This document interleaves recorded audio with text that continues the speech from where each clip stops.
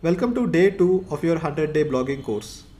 In today's video, we are going to have a look at how to choose a topic for your blog. Choosing a topic for your blog involves three main components. You have to think about talent, you have to think about the market opportunity, and you have to think about passion. The combination of all the three gives you the highest point of contribution, and your blog topic has to be an overlap of these three. First, let's talk about finding your true passion. Think about what you are generally interested about. What magazines, blogs, or websites do you visit? And also think about what do you talk about with your friends the most. It's not about the content that you consume, but it also what is the type of content where you have some unique thoughts about it and you like to share it with other people. So you might be interested in any topic. It could be travel, it could be technology, automobiles, AI, space exploration. It could be about coral reefs or anything like that. But of all the topics that you are interested in reading about, now start thinking about what topics you like talking about. Because blogging is not very different. Because your blog readers are your friends and you are basically writing articles for them. It's just like sharing your thoughts with your friends, and that happens in topics where you have some of your own unique ideas and thoughts, and that's when you add value. You just don't want to consume content and just deliver it in a different format. You want to add your own ideas to it, and that is what blogging and being a thought leader is all about. If you are choosing a topic where you just read about it, and if you are not passionate about it, if you don't like to talk about it very much, then it's a very uphill task to maintain such a blog. You can't always keep doing new research and trying to come up with articles, and then you will not be a category leader in your blog because there will be other people who are even more passionate about that topic who will do a better job than you. So finding this passion is one of the most important tasks in coming up with a topic for your blog. Then the next one is to measure the market opportunity. If you are involved in a market, you will know the demand automatically. To give you one example, when I started my first blog, Bike Advice, in 2008, I was searching for Bajaj Pulsar review on YouTube. I did not find any review videos, I did not find any articles with quality reviews, but I saw there was a ad for Bajaj Pulsar which actually someone recorded from TV and put it. It was not even officially done by Bajaj, and this ad had more than 1 lakh views. So I instantly kind of knew that people are searching a lot about Bajaj Pulsar, but there is not enough quality content online. So that's when I started the blog, and from 2008 to 2012 I ran the blog and took it to 1 million page views a month. You should also do keyword research. Keyword research is a good way to find out what the market needs. There are various methods of keyword research. I will link to a few resources below this video so that you can go ahead and find out what people are searching for in the search engines. Also, if you think that you have to enter a market where there is no competition, then it's a very wrong way to think about it. Because if there is no competition, then it also means that there is no market opportunity. You have to think that competition is good. They prime the market, and competition makes the market ready to purchase products and services. So to give you an example, when you think about the digital marketing training market, you know very well, if you are watching this video right now, that there are so many digital marketing training institutes and programs out there in the market. And that's a very clear indication that there is a huge opportunity, or there is a huge demand in the market for digital marketing training. So here the needs of the people are validated. Our job is to find a gap and fill it. So what I did was that instead of just competing directly with other digital marketing training programs, I competed with them in a different way by offering my programs at a different price point and in a different format. And I'm still able to penetrate the market by having this unique angle. So that's what you also have to do when you start your blog or your business. Let's talk about skills and expertise a little bit. So you don't need to be the best expert in the world to start blogging or start selling information products. You just need to be better than your students or your followers, and because your students and followers would prefer to learn from someone who is just one step ahead of them. So to give you an example, let's say I want to become more fit in my life. I have been working too much for the past 1 year. I haven't taken care of my health very much. So if I want to become fit, where would I take advice from? Let's say I have a friend who was not very healthy 6 months back, but now he has got into a good exercise regimen. I would take advice from him because he's just one step ahead of me, and I would believe that I can become like him because I saw him become fitter in the past 6 months by just doing some simple exercises and having a proper nutritional meal. So here I don't want to go ahead and take advice from, let's say, a bodybuilder or a fitness training expert, because they are much ahead of me, right? So when people need experts or when people need mentors, they look for someone who is just one step ahead of them. So when you think about yourself as an expert, you might not be the world's best expert, but you just need to think about if you are better at something than your blog readers or than your blog audience. Like for example, I would completely agree that there are much bigger marketing experts in this world than me, but that doesn't stop you from reading my own content and purchasing my courses, even though you agree that there are better experts, right? Because I deliver it in a different format, I deliver it for a particular market. We will talk more about brand and category leadership, and it will make more sense.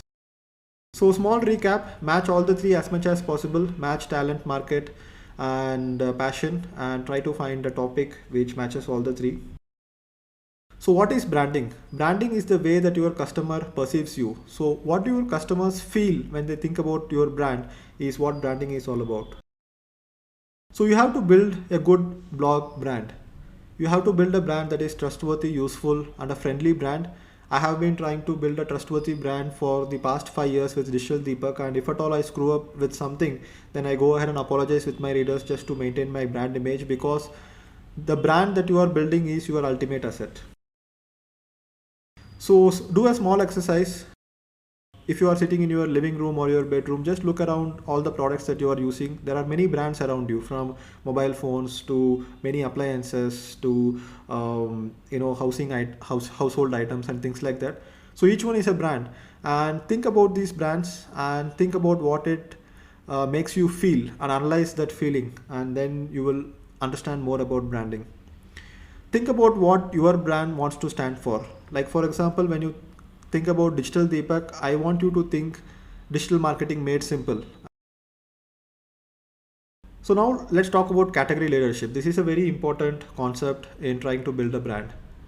Now people always remember number one, they don't remember number two. When you think about who landed on the moon first, we think about Neil Armstrong. But two people landed on the moon, that was Neil Armstrong and Buzz Aldrin. But nobody remembers Buzz Aldrin. Like, maybe if you ask 100 people, maybe one person will remember Buzz Aldrin. But Buzz Aldrin is as important as Neil, and because you can see in the picture that they both went ahead and hoisted the flag on the surface of the moon. So when you think about best electric car, you think about Tesla. When you think about best premium laptop, you think about Apple. When you think about the best LCD or LED TV, you think about Samsung or Sony. So here category leadership is very important. So when you think about the category that you are going to blog about, you need to be the number one. You cannot afford to be the number two. Yes, I said that you have to go ahead and attack markets where there is competition, but you need to differentiate yourself by actually operating in a smaller niche, or maybe offering a different type of content or a different angle to what you are providing than the others, so that you can become a category leader on your own. So the next question I usually get when I talk about category leadership is that what if the number one spot is already taken? Then I would say that go ahead and pick a category or a sub niche where you can be number one. So to give you an example, let me talk about who is the first Prime Minister of India. Everybody remembers it's Jawaharlal Nehru. And if I ask this question in a room of 100 people, around 20 people can answer who is the second Prime Minister of India, that is Lal Bahadur Shastri, and less than 5 people can answer who is the third Prime Minister of India. They don't remember it. But think about who is the first woman Prime Minister of India. She is the third Prime Minister overall, but first in a new category, that is woman Prime Minister. So Indira Gandhi is more remembered than Lal Bahadur Shastri, even though Lal Bahadur Shastri is the second Prime Minister and Indira Gandhi is the third Prime Minister. So that is the power of category leadership. People can associate one particular brand or one particular name as the number one in a particular category, and they cannot remember number two and number three, but they can remember multiple categories and who is associated with each of these categories.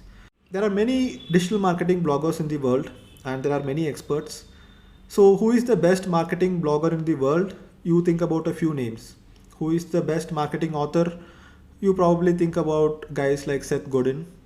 But what I am trying to do is that I am trying to be the best marketing blogger in India. So most of my content is more oriented towards India, because I am trying to create a category leadership in India and not competing with the other players. So that is the only way to become a well-known brand or well-remembered brand. So like if you think about digital marketing experts and if you think about an SEO expert, you will think about Brian Dean, and Brian Dean has this blog called Backlinko, and he only blogs about SEO, not anything else. He blogs a little bit about other digital marketing topics as well, but when you think about an SEO expert, you think about him. And then you have johnloomer.com. So John Loomer just focuses on Facebook ads and nothing else in digital marketing. So when you think about the number one blogger when it comes to Facebook ads, you think about John Loomer. So you can either differentiate yourself in a category or you can differentiate yourself in a geographical area. So I blog about all things in digital marketing, including SEO, email marketing, social media, etc. But I am trying to create a category leadership in a geographical region, which is India. Let me give you a case study. So my first blog, Bike Advice. When I started, there were many automobile blogs. There were already motorbeam.com, indianautosblog.com and things like that. I did not want to become number third in becoming another automobile blog where I blog about both cars and bikes.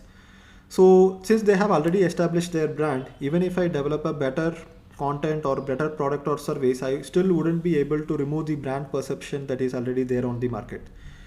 So here I had to make the sacrifice. I wanted to become the number one in bikes alone. So when people think of motorcycle blog focused on India, they think about Bike Advice.